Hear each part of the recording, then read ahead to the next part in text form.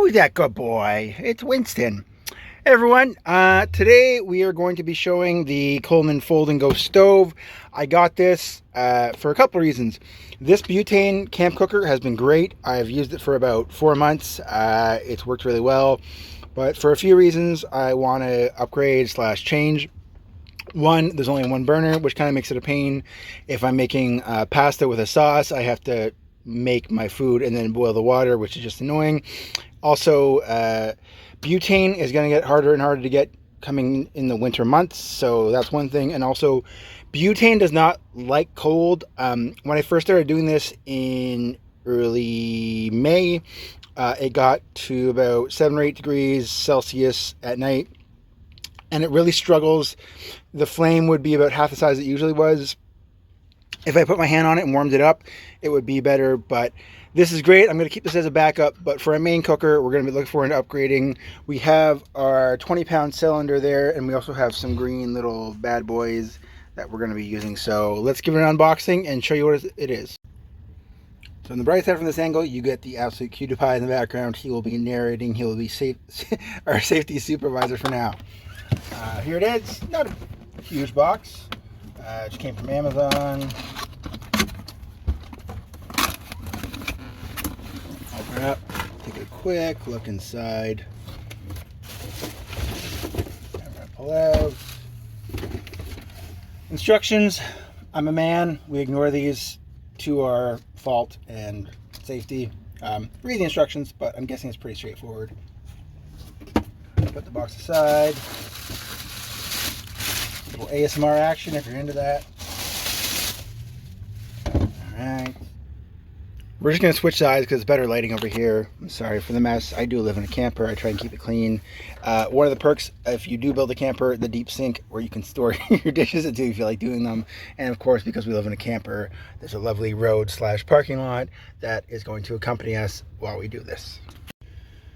And I'm fortunate enough to have this slate piece. I was originally going to do an Encounter burner, but it was one of those Xing Feng company from Amazon, and I hooked it up and the gas started leaking out of one of the hoses, so we don't want to blow ourselves up, so we just said we're not going to do it that way. You can see there's little, that's where it was supposed to be. But anyways, here it is. Give you the 360. It looks like that's the input for the green canisters. I don't know if I mentioned that, but on my 20-pounder I have the adapter, which I also use for my Mr. Buddy heater, which is a lifesaver. I do have a wood burning stove that I've talked about a little bit in my other videos if you want to take a look, but this will hopefully work on both because I have the adapter for that. But yeah, we've got that little safety carbon monoxide warning, which you should very much have a carbon monoxide detector if you are using any sort of gas, whether it's a wood stove. This bad boy, it's gonna be loud, and sorry, yeah, it works. Alright, so we're going to take that off.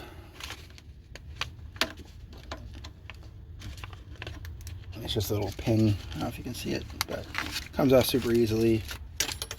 And then there's a latch on the top of it. Open that up. And pretty simple. There it is. Okay, so we're going to attempt this one-handed. I'm assuming this flips over. Is it locked? If only there were instructions. This guy's ready to go. I'm assuming that just screws in there. And I believe it also, if we flip it around, it has separate igniters, so you can use one, not the other. You don't have to use both.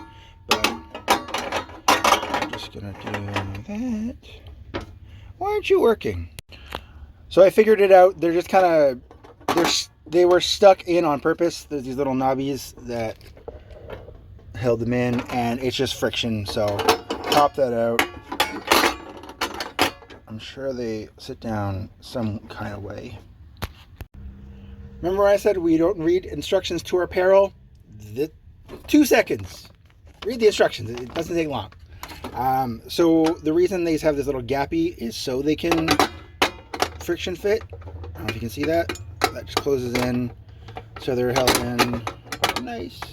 Come on, let's do this. I did the other one. The reason I wanted this version and not a traditional camp stove burner is because I don't care about a wind guard. I'm not going to be using this outside. This will be strictly an indoor cooking device. So that's why I know some of the reviews are like, it doesn't have a wind guard. I don't care if it doesn't have a wind guard. I do not want a wind guard. And you can see the foot of my little spider tripod, which was super useful. I use this thing all the time. It grabs onto things. I'm not going to take it off right now, but I will show you before this video is over. So this is just the regulator. It comes with it. It's pretty simple. It screws in there.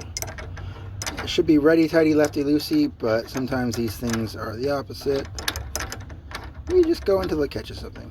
Oh, I think it gripped. There we go. Righty tighty. Oh, never let you down.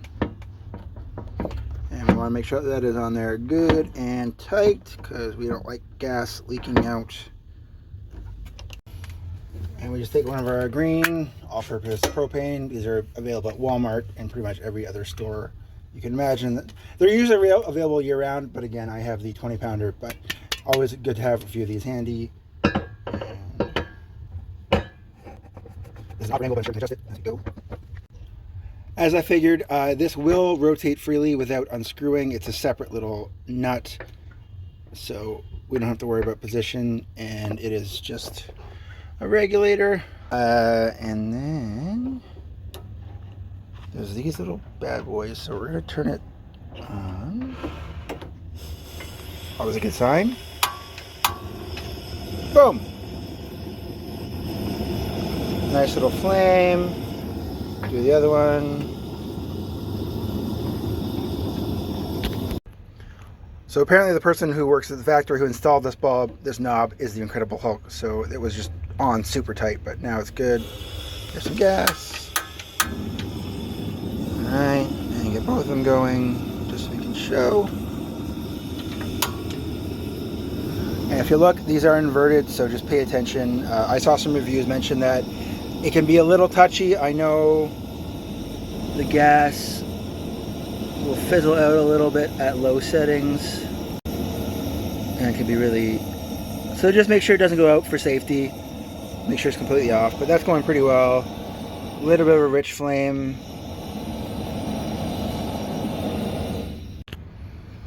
And this is always a bonus. You should always probably have something similar to this just for fumes.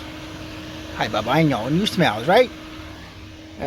We will set some water in this. Maybe we'll time it, see how long it takes to boil. Alright, so we started her up. We got our kettle. There's not a ton of water in here. We'll see how long it takes. I'll run a timer, and a little bit of water, about a cup. And just one quick little thing. I do like the portability of this. It takes up a significant portion of my counter space, unless I move that and then do it this way. But we're not going to leave it while it's hooked up, obviously. But if you do leave it open while turned off, you know what this is if you've lived van life for any length of time. Things will go flying. This is why I have these type of shelves. And a lot of things are bungeed down. My Mr. Buddy, that's in there really nice. You will quickly learn upon driving the first day what stays and what doesn't. So when this is turned off, when my butane stove is turned off, I have this over it once it's cooled down and hooked into a hook on the wall there. So it's been a few minutes. I love cooking with flame, by the way. All my apartments have had electric, so just the speed. This is probably 3, 4, 5 minutes. Not a lot of water, but let's see if we can get the steam. Come on. Yay! Toot your little heart out. And breaking down is just the opposite of setting it up. This is going to be permanently left set up. You'll have to remove these again once they've cooled down. Just do the squeeze and pinch, and we should be good.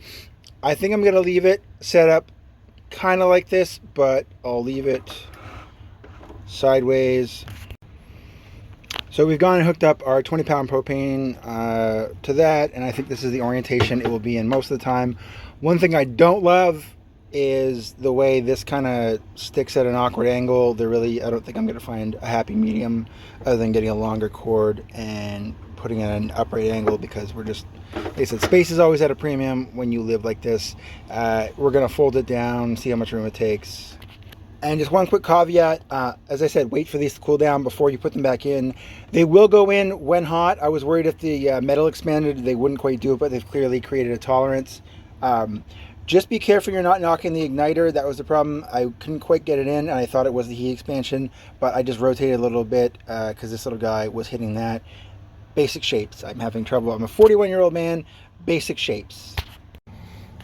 There she is, closed back up. It's got the little feet, which helps it. You can 100% leave this hooked up. Like I said, it's slightly awkward, but make sure it's not banging against anything or getting wrenched in any way, because we really don't want to screw up the integrity of this. But overall, it's not a bad little machine. I will probably keep it if I can get a system that works for me. The biggest, for this use, drawback, like I said, is this bad boy, which I'm not loving. But winter is coming. We have to have a way to cook with propane anyways. So that's been it. Thanks for joining me. If I rambled, I apologize. That's just, I have ADD. That's just how I roll. Me and Winston are gonna go for a walk soon. He's had a big day sleeping, so we'll want to let him out. But thanks for watching my videos. I love the support you guys give. If you have ideas or questions for new videos, I'm happy to. I've been doing this box truck life for about 4 months, and I can give you any feedback or share your experiences. And I hope you enjoy, and see you again next time.